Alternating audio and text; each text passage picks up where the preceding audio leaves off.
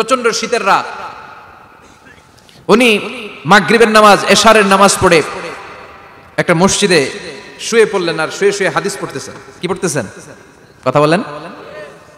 আর মনে মনে ভাবলেন রাতটা মসজিদে কাটায় দেই, ফজরের নামাজ পড়ে আবার বেরোবো। কিন্তু দারোয়ান এসে বলে মসজিদে থাকতে পারবেন না, ওঠেন। দারোয়ান আছে না? কথা কোন?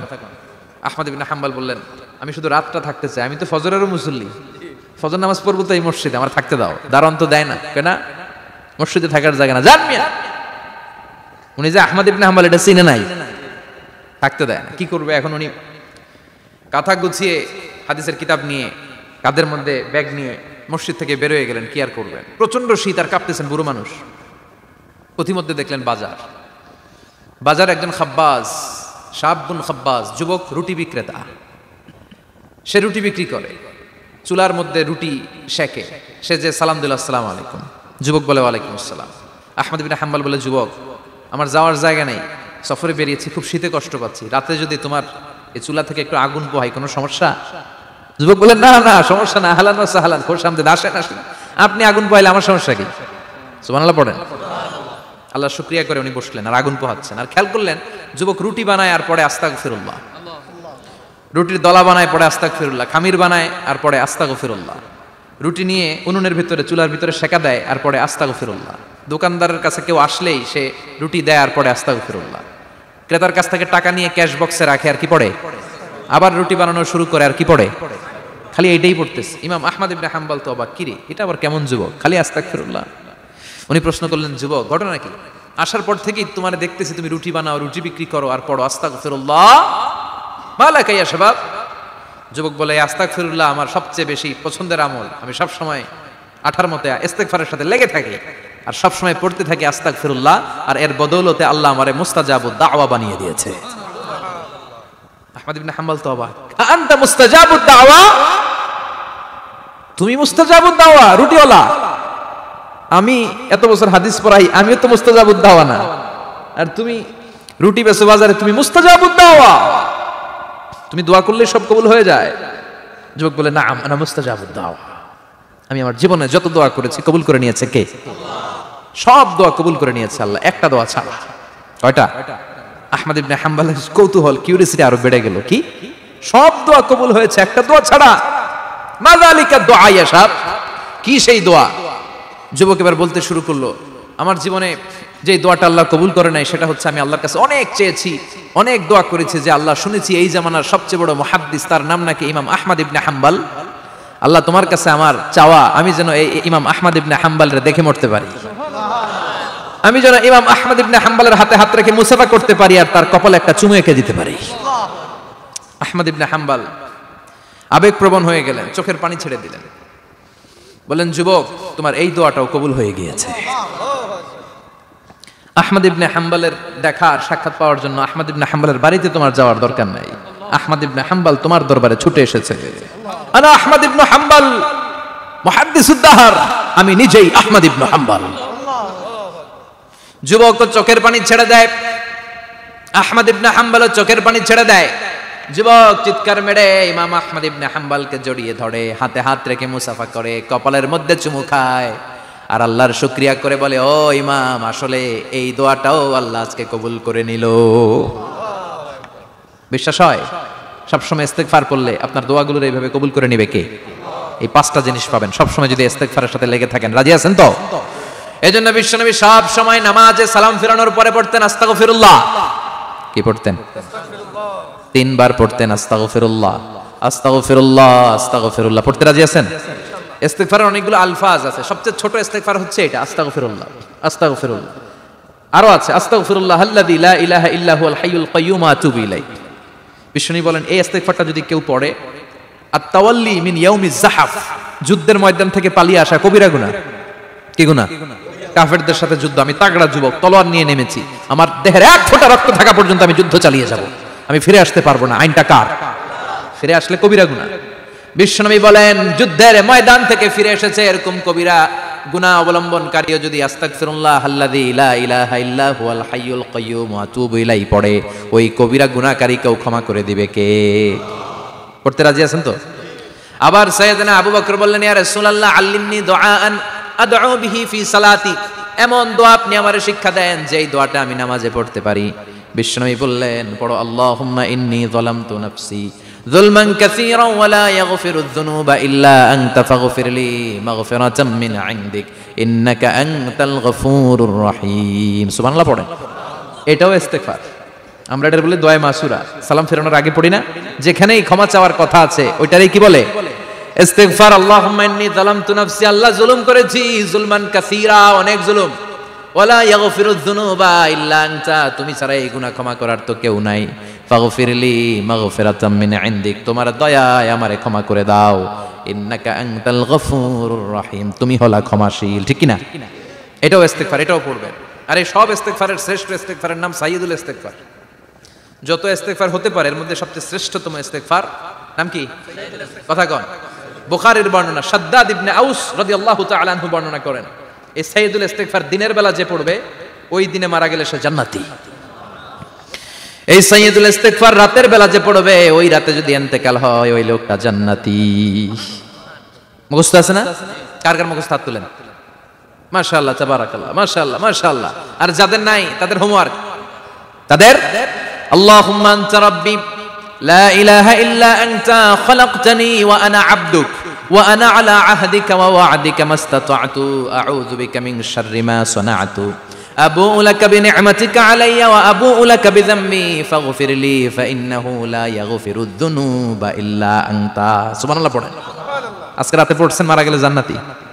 চিল্লায় পড়েন না আল্লাহু আকবার। এজন্য বিশ্বনবী বলেন, আমার আগের গুনাহ মাফ, পরের গুনাহ মাফ, তারপরেও প্রতিদিন আমি 70 বার তওবা ইস্তেগফার পড়ি। আজকে থেকে পড়তে রাজি আছেন তো? বেশি বেশি ইস্তেগফার পড়া যাবে না? একটু প্রাণ খুলে দিল খুলে আওয়াজ করে পড়েন তো আস্তাগফিরুল্লাহ। আর জোরে পড়েন আস্তাগফিরুল্লাহ। আবার সবাই পড়েন আস্তাগফিরুল্লাহ। সব সময় তওবা ইস্তেগফার যারা পড়ে তাদেরকে পছন্দ করে কে? সব সময় জিকির করে করে জিহ্বাটারে যারা ভিজিয়ে রাখে তাদেরকেও পছন্দ করে কে? আল্লাহ বলেন, ওয়াজকুর রাব্বাকা ফি নাফসিকা তাদাররুআন ওয়া খীফাতান ওয়া দুনাল জাহরি মিনাল কওলি বিল গুদুবি ওয়াল আসাল ওয়া লা তাকুম মিনাল গাফিলিন। সুবহানাল্লাহ পড়েন। আল্লাহ বলেন, ওয়াজকুর রাব্বাকা ফি নাফসিক, আল্লাহরে মনে মনে ডাকো। তাদাররুআন ওয়া খীফা, আল্লাহর জিকির করতে আল্লাহ বলেছেন ফি নাফসিক। বুঝতেছেন অর্থ? ফি নাফসিকা, মনে মনে আল্লাহর জিকিরটা করো। তাদাররুআন ওয়া খীফা, তাদাররুআ মানে বিনয়ের সাথে, বিনয়ের সাথে আল্লাহরে ডাকো। ওয়া খীফা, গোপনে গোপনে ডাকো। দুনাল জাহরি মিনাল কওল, চিৎকার চেঁচামেচি করে ডেকো না। কার কথা? আওয়াজ করে জিকির করো না। এই যে আমরা মাহফিলে লা ইলাহা ইল্লাল্লাহর জিকির করে, এটা তালিমান। উদ্দেশ্য কি?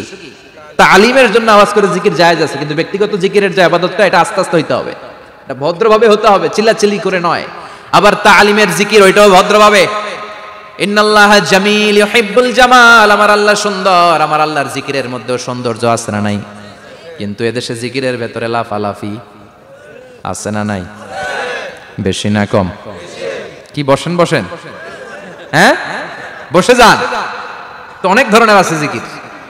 হ্যাঁ বসেন বসেন, বসে যান। হ্যাঁ হাইবার আলী, এটা কি আবার জালালি? তো এই যে ইন্নাল্লাহা জামিল ইউহিব্বুল জামাল, আমার আল্লাহ সুন্দর, আমার আল্লাহর জিকিরের মধ্যেও সৌন্দর্য আছে না নাই? তালিমের উদ্দেশ্যে সবাই মিলে জিকির করা যায়, কিন্তু চিল্লাফাল্লা করা যাবে না, লাফালাফি করা যাবে না, মাথা ডানে বায়ে ঝোলানো যাবে না, ঠিক না? কিন্তু লাফালাফির জিকির আছে না নাই? লাফাইতে লাফাইতে, হ্যাঁ গাছের আগায় বাঁশের আগায়। আবার যিনি জিকির পরিচালনা করে ওনার কান্দে যায় ওঠে, আছে না নাই? বিশ্বনবী সাহাবীদের নিয়ে জিকির করছেন, সাহাবারা লাফাতে লাফাতে খেজুর গাছের আগায়। হাদিসে আছে না এটা? বিশ্বনবী সাহাবাদেরকে নিয়ে জিকির করছেন, লাফাতে লাফাতে আবু বকর বিশ্বনবীর কাঁধের উপরে। আছে, হাদিসে আছে।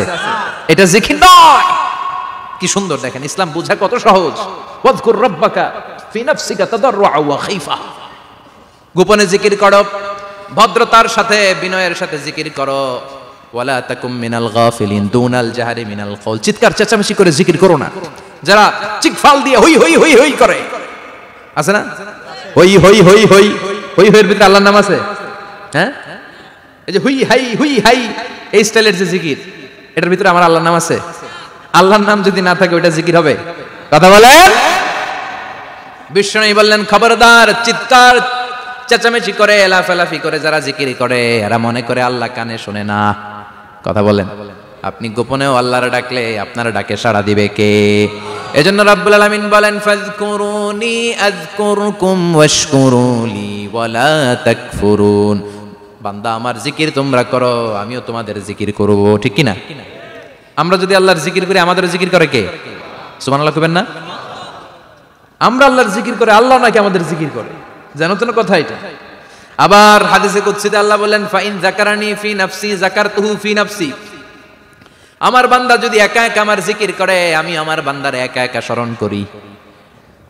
ওয়া ইন যাকারানি ফি মালাইন যাকারতুহু ফি মালাইন খায়রিম মিনহু। এরকম মহা সম্মেলন করে যদি কেউ আমি আল্লাহর জিকির করে, আমি এর চেয়ে বড় মহা সম্মেলন ফেরেশতাদেরকে নিয়ে করে আমার বান্দারে স্মরণ করি। ওয়া ইন তাকাররাবা ইলাইয়া শিবরান তাকাররাবতু ইলাইহি যিরাআন। আমার বান্দা যদি আমার দিকে এক বিঘত আসতে চায়, আমি আমার বান্দার দিকে এক হাত এগিয়ে যাই। আমার বান্দা যদি আমার দিকে এক হাত আসতে চায়, আমি আমার বান্দার দিকে দুই হাত যাই। ওয়া ইন আতানি ইয়ামশি আতাইতুহু হারওয়ালা।